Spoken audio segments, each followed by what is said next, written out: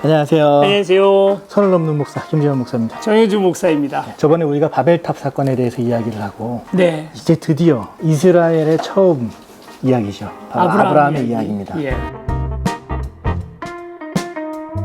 아브라함이 이제 하나님의 부름을 받고 갈대아 우르라고 하는 지역에서 시작해서 이제 가나안 땅으로 이주해가는 이야기예요. 네, 그렇죠. 수메르 문명이 끝나고 아카드 문명이 한창이었던 때로 이제 고고학자들은 이야기를 합니다. 그렇죠. 그래서 아브라함이라고 하는 한 사람이 문명 지역에서 아무것도 없었던 가나안 지역으로 이제 이주해가는 거예요. 그 이주의 처음 시작이 바로 하나님의 부름이었다는 사실이죠. 네, 그렇죠. 그 부름의 내용이 너는 복이 될 것이다 라고 이야기를 합니다. 개역 한글에서는 복의 근원이 될 것이다 했다가 또 개역 개정으로 가면서 복이 될 것이다. 복이 될 것이다 라고 바뀌었는데 어쨌든 그런 이야기예요. 그 뒤에 보면 그것으로만 끝나는 게 아닙니다. 너에게 악하게 하는 사람들은 화를 받게 될 거라는 이야기가 같이 붙어 있어요.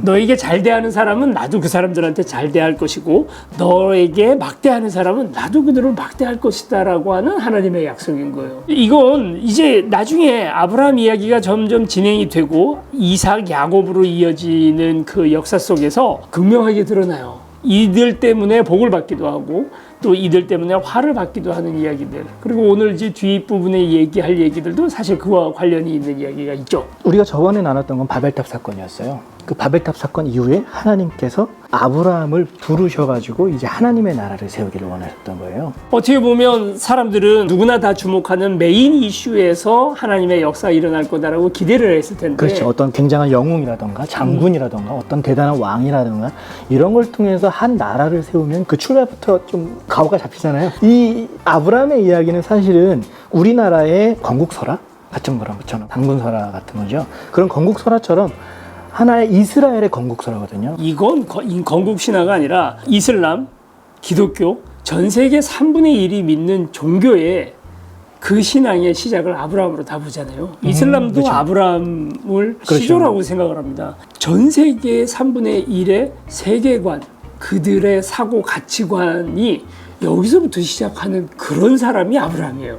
근데 이 아브라함의 이야기 너무나도 볼품없고 너무나도 힘이 없어요.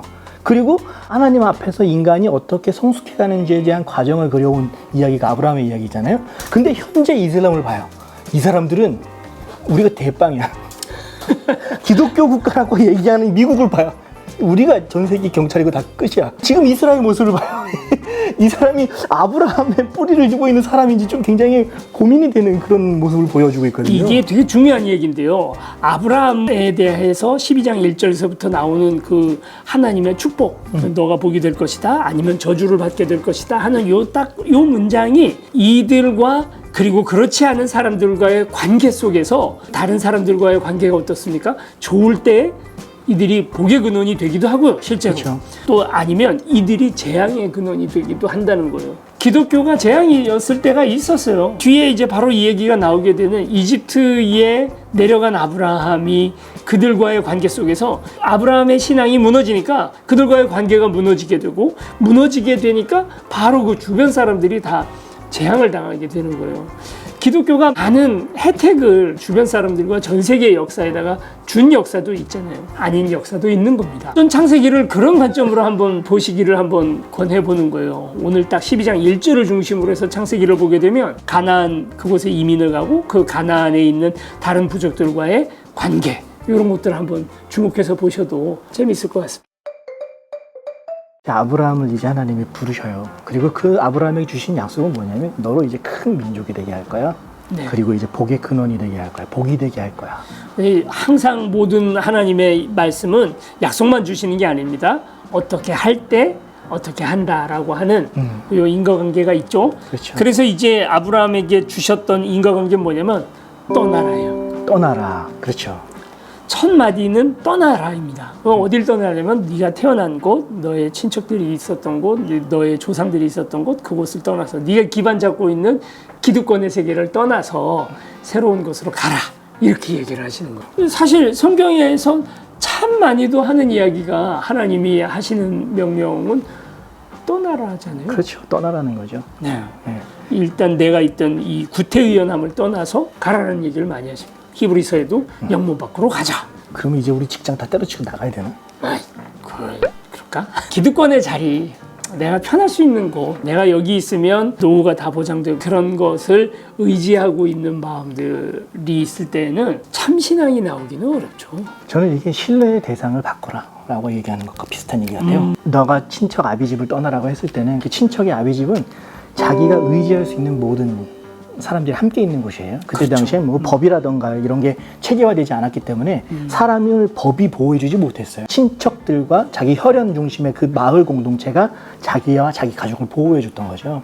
그렇다 보니까 자연스럽게 그 사람은 혈연 공동체를 의지할 수밖에 없어요. 그리고 당시에는 특별히 그 메소포타미아 문명이 막 절정을 이루고 있던 시기였기 때문에 그 문명 사회를 또한 의지할 수밖에 없었거든요.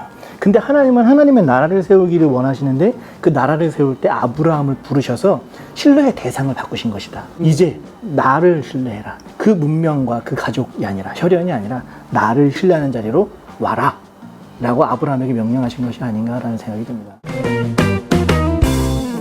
떠나라고 하면 거부감 들 것 같아요. 그렇죠. 나이가 젊고 이제 막 20대고 그러면 뭐 수 떠나겠지만 아브라함이 이때 나이가 70살이거든요. 그래 지금하고 수명이 다르다를 계산을 해봐도 중년은 훨씬 넘은 나이입니다. 근데 그 나이에 떠나라니까 떠나는 거예요. 뭔가 신앙적인 전통이 있고 그의 아버지나 그 윗대로부터 이렇게 신앙을 전수받은 사람이 신앙적인 분위기 속에서 하나님의 음성을 듣고 결단을 하고 떠나는 것도 쉽지 않을 텐데 그런데 이 아브라함은 지금 그런 상황이 아닌 것 같아요. 갑자기 어느 날 그가 하나님을 믿게 됐고 그 이전에 어떤 신앙생활을 했고 어떤 신앙의 배경이 있었는지는 아무도 알지 못해요. 근데 어쨌거나 어느 날 나타난 신이라는 존재가 야, 가 인마 가요. 어쨌든 가나안 땅으로 이제 가는 겁니다. 희망을 품고 갔겠지 그 나이에. 그러고 갔는데 아무것도 없어요. 거기 뭐 문명이라는 건 기대할 수 없는 곳이었고요. 그곳은. 가나안 땅이 우리는 적과 꿀이 흐르는 땅이라고 알고 있지만 적과 꿀이 흐른다는 건 유목하기에 좋고 과일나무를 키우기에 좋다라는 뜻이라는 거예요. 다른 농사, 특히 밀농사 짓기에는 아주 별로입니다. 지금 이스라엘이 농업 최고 기술을 가지고 있잖아요. 그렇죠. 근데 그건 반대로 말하면요. 왜 기술이 좋아졌겠어요? 너무나도 척박한 땅이기 때문에 그런 곳에 온 거예요. 아브라함이 아마 벙쪘을 거예요. 가나안 땅에 딱 도착하자마자 바로 기근이 들어요. 땅 자체가 석회암질로 돼 있어요. 비옥한 땅이 전혀 아니에요. 지금은 우리가 원인이 뭔지 압니다. 엘니뇨 현상에 의해서 정기적으로 그곳은 가뭄이 들게 돼 있어요. 마침 그때 도착했을 때 가뭄이 이게 황당할 것 같아요. 하나님이 이렇게 해라, 하나님이 이사 가라, 하나님이 교회 나가라, 하나님이 새벽기도 시작해라, 이 음성을 들었단 말이에요.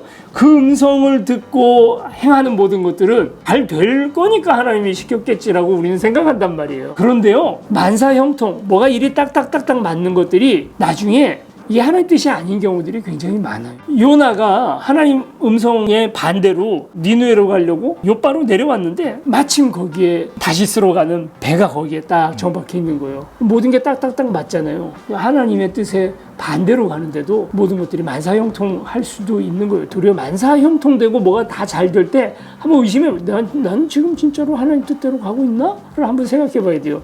근데 도리어 하나님의 뜻대로 가면 자꾸 뭔가 방해가 있다는 거예요. 교회를 좀 이제 마음 먹고 나가려고 하면 술 모임이 생기고 교회에 마음 잡고 다 그 교회 다니려고 하면 어디 더 좋은 회사에 취업해라 해가지고 가게 되고 여러 가지 방해들이 하나님 뜻대로 하면 도리어 있을 수도 있다는 거예요.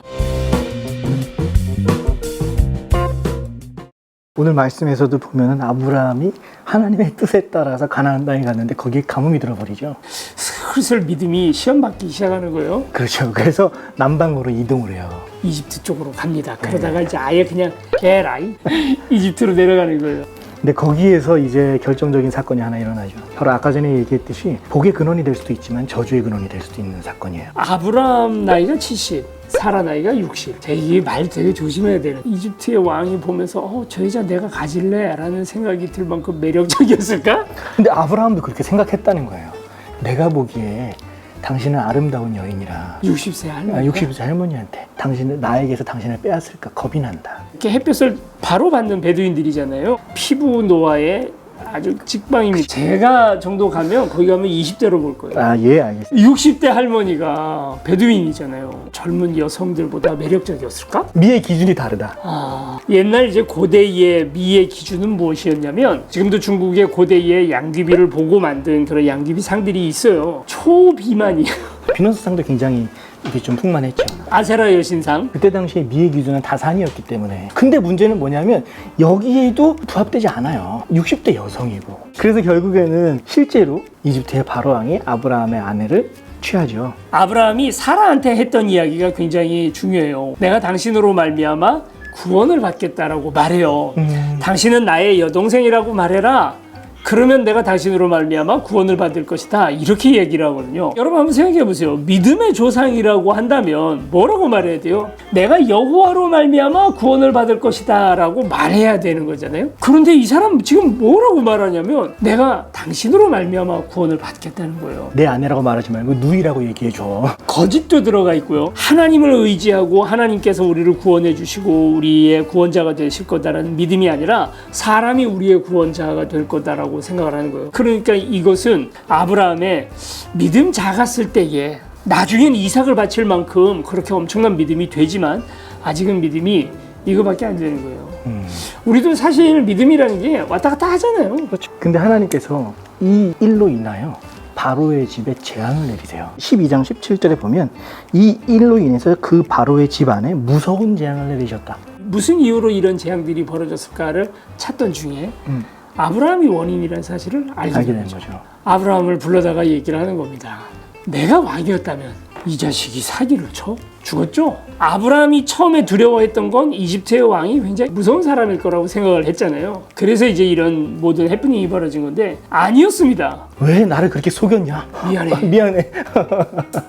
알고 보니 훨씬 사람이 친절하고 괜찮은 사람이었어요. 이 죄악이 왜 왔을까 생각해 보면 그 근원엔 뭐가 있냐면 두려움이 있는 거예요. 하나님께서 우리에게 주셨던 여러 명령들의 동사만 딱 잘라가지고 해보면 압도적으로 많이 나오는 이야기가 두려워하지 말라.